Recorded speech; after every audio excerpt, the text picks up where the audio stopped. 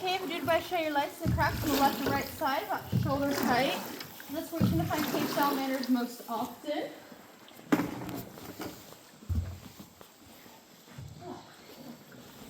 I haven't seen one left, but I don't know if it's still there. The orange flashlights in both turn on boats are for your folks to use, and they turn on the light with the button on the front left side.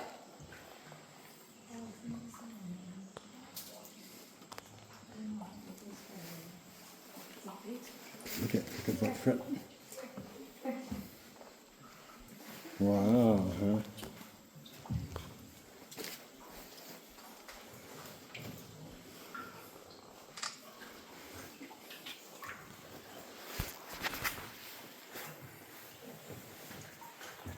So these are salamanders. There it is right there on the back.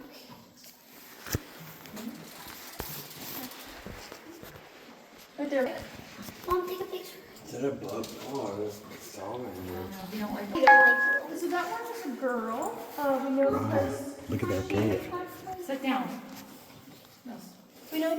salamanders male cave salamanders will get a fleshy little mustache during the breeding season.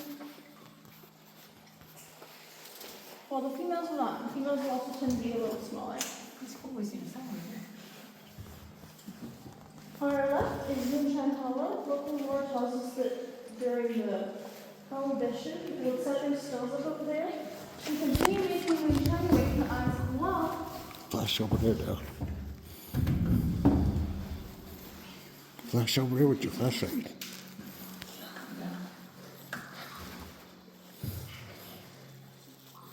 Yeah, pretty cool, huh, right?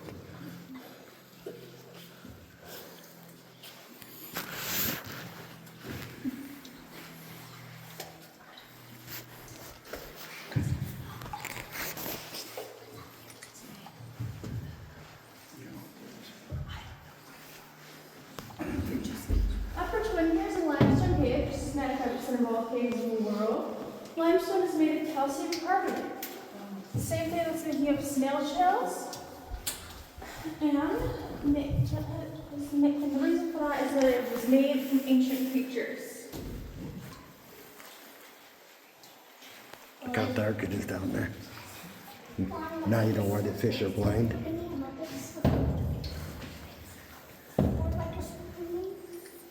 There's another cave salamander right up here on our left.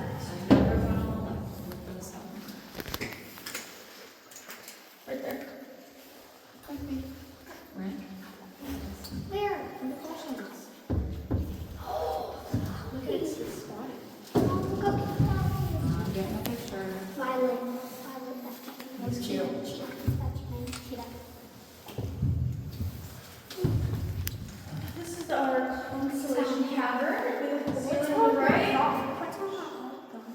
if we look at the ceiling on the right, we'll notice that the Mom, look at that. Look at that. Like right where the flashlight. Is that a crab? Like right there. Hey, look at that. What is that? A crab? What is that? that is a crawdad. Oh.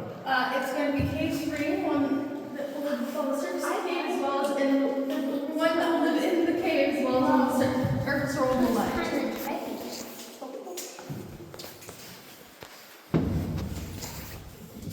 Look at that.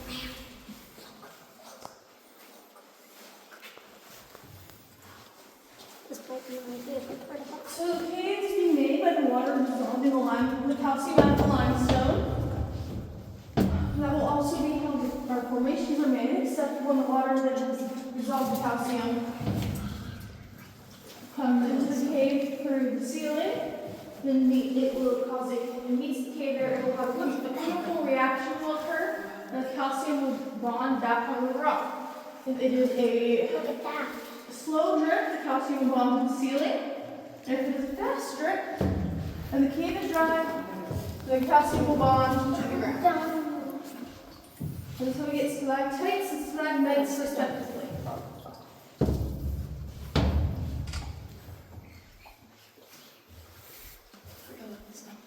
Does this have a way out, or do we gotta go back out the same way we came in? So there is an entrance. There are multiple entrances deeper in the cave. However, we do not go through any of them. We are going to turn around and go back out the same way. Okay. Does the water level ever get higher in here? Yes, when we have rainstorms. Okay. If the water goes across our dock, then we will be closed for that day. Flash over there. This is our sediment room. We walked some mud on our right and was washed in for sinkholes. Back deep in the cave, there's a tunnel known as tetanus tunnel that is full of trash and other debris that was also washed in from sinkholes. As whatever ends up in the sinkhole, they wash into the cave systems they connect to.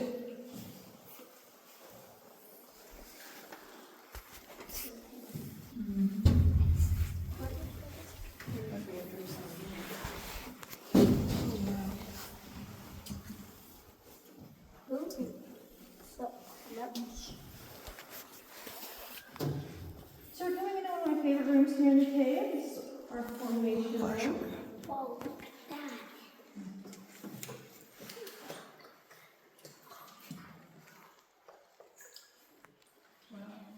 And if you look on the right, ceiling on the right, it's a large stalactite, and a large cave vacant behind it.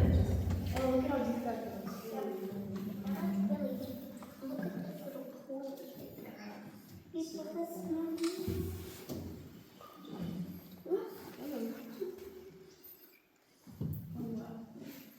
Guys, you can look up here on the section.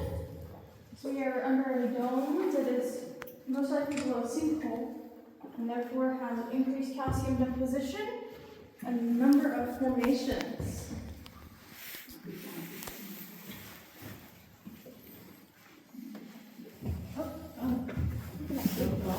Big dome. The dome is up. We do not have any stalagmites in this cave, only stalactites. Take a picture, take a picture. One of the raw Oh, things. that's right there, huh? Just a. Just a little bit. I got a picture. Just a little bit. It was like dark. What? They're blind. Not those ones, no. The case ring is not fully cave adapted. On our left here, this is alligator rock. Alligator rock is a piece of what we call breakdown, or a piece of rock that we broke and fell down to the ceiling. Breakdown is a constantly occurring process. It just happens very, very slowly. For a piece that size, it takes about 500 years to fall, so we need not worry, as alligator rock itself fell about 200 years ago.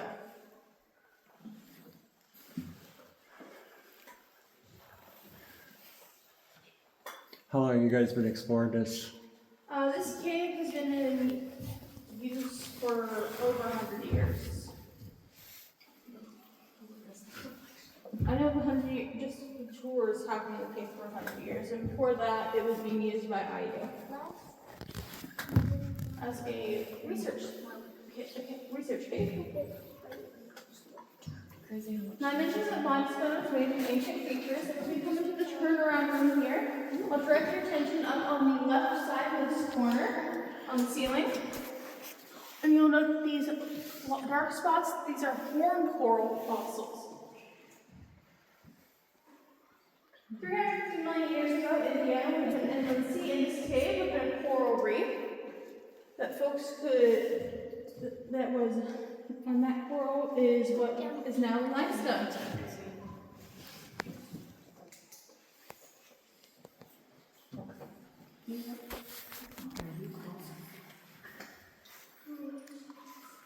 Water's so calm down here. Just saw something that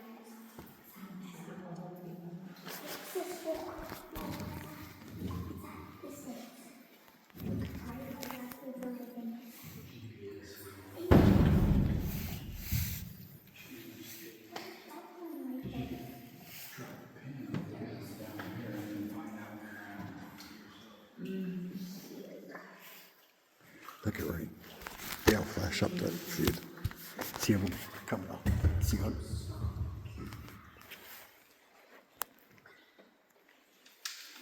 Great, I'm going to ask everyone to turn off all their lights, please.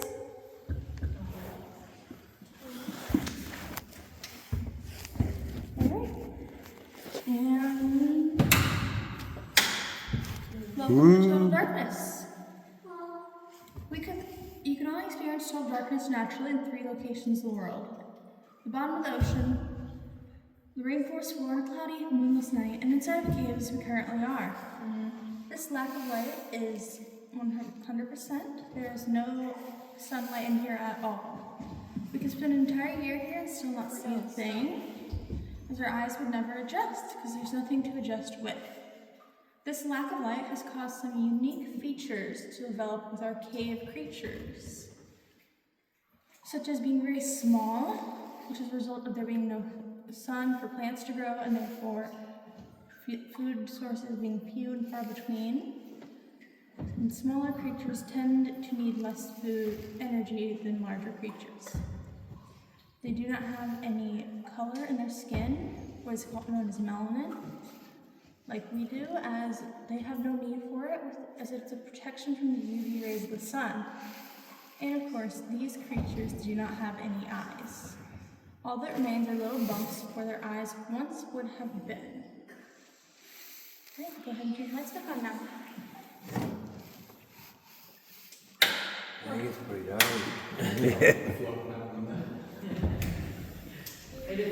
You imagine trying to find your way back in the dark? Oh my gosh. You'd be in trouble. No, it's just dirt. Look at it, Ray. Look at it coming off the top there. It's just this. I don't think you're supposed to have your phone on now. Is there something there? No.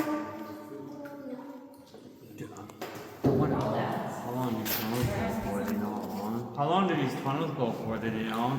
So our time will continue for a mile and a half beyond this world. However, we do not own the rest of it. It's either owned or managed by the Indiana Parks Conservancy, a non-profit dedicated to protecting and preserving caves, primarily from pollution and vandalism, so that future generations can also explore and enjoy the caves in their natural states.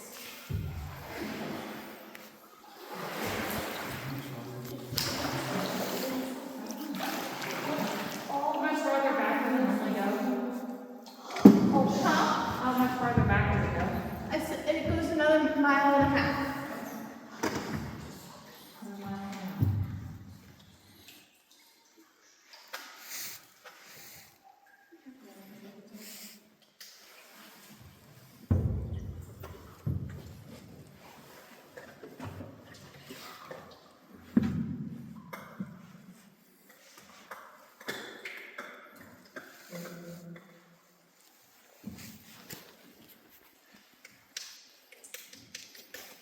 You ever see any raccoons or anything back here?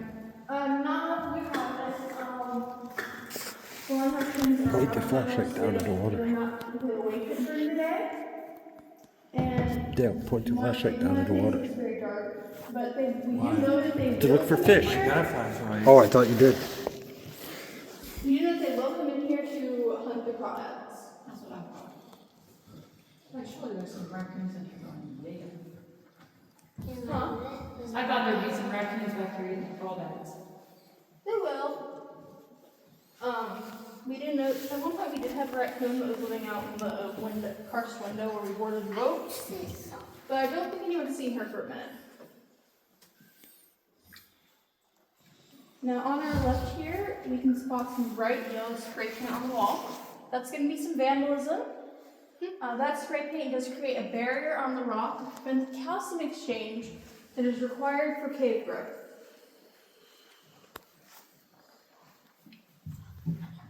How do you get back here? So it's really, the water on average is about 4 to 6 feet deep.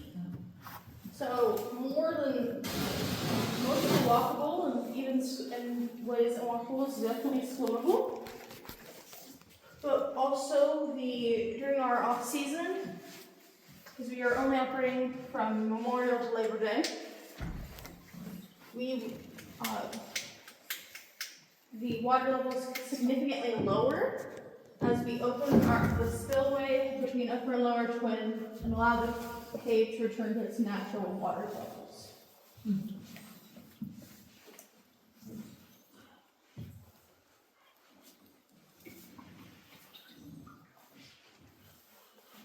What about the other side when you first come out? Do you guys go in there or no? No. So Lower Twin is what we call called a sump, or fully submerged cave. And beyond that point, while in theory you could swim through that water and continue on exploring the cave, anywhere that opens up beyond that point is what we call anoxic, or a non-oxygenated environment. And as an oxygen-breathing life form, that's not going to work out well.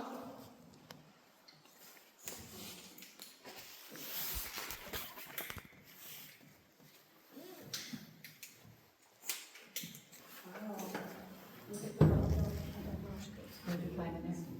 I will find it there. Look down here. What's that little do that right there? Here's a reflection of it. The water, there's actually a rock shelf down there under this ledge. So that is possibly what you're seeing. Now in this last section, you'll notice it's very gray on the right of the right there, where it's very narrow. And then as a result of people It's like a hot touching the cave barehanded. look. Those are like towels and not those little blocks. The contact with our skin and the oils on it will cause discoloration as well as halting the cave growth.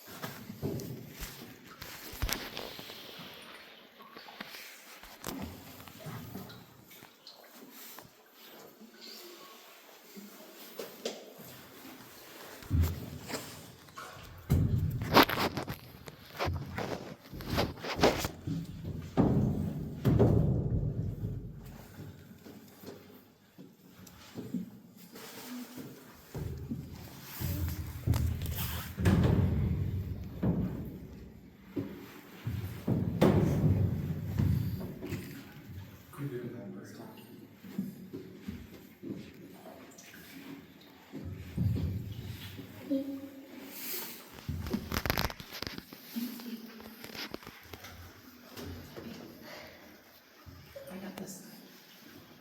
See this thing?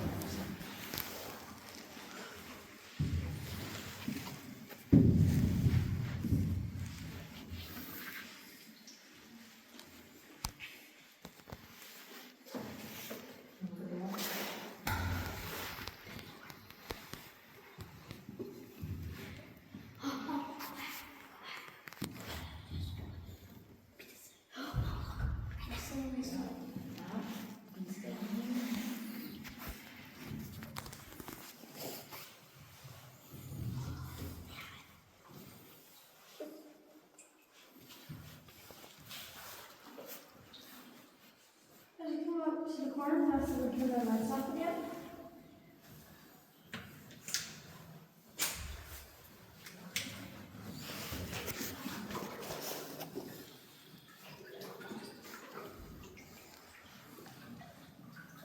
I think I see the start of it.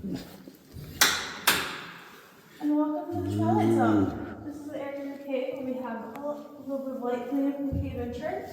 And it does allow for us to see just a bit. It's not a lot of light to us, but it's infinitely more than what's in the turnaround room. And it does allow creatures living up here to use their eyes and ears to navigate. Those creatures are going to be our cave salamander, and you can get mice in here, and in the winter we will find bats and pickerel frogs. The pickerel Indian is only poisonous frog, and they have very large eyes that they will use to navigate their way out after spending the winter in here in the spring, so that they can start mating season. The males will go first, and then the females will follow.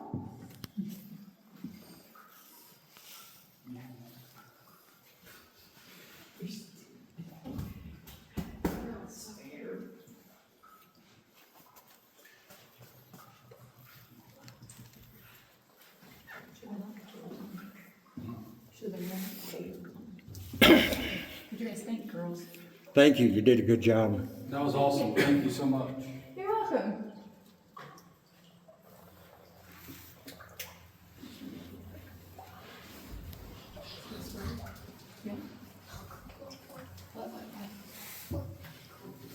Heads up that if you are wearing glasses, they may begin to fog up as we exit the cave. Oh, let's look over here. Maybe there's some fishy or something. Must be like a bit humid in The water landed on my hand.